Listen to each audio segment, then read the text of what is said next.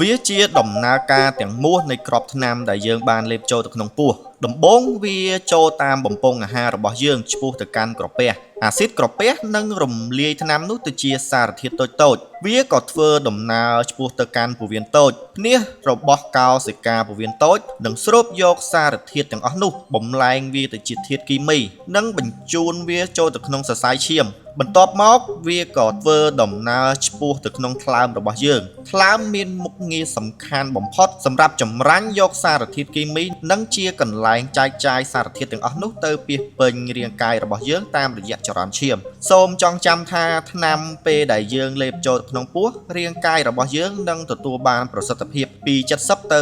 80%តែប៉ុណ្ណោះដោយសារវាត្រូវឆ្លងកាត់ដំណាក់កាលចម្រាញ់ជាច្រើនមិនដូចជាការចាក់ថ្នាំឬការភ្ជួរសេរ៉ូមឡើយដែលអាចទទួលបានប្រសិទ្ធភាពថ្នាំពេញលេញរហូតដល់100%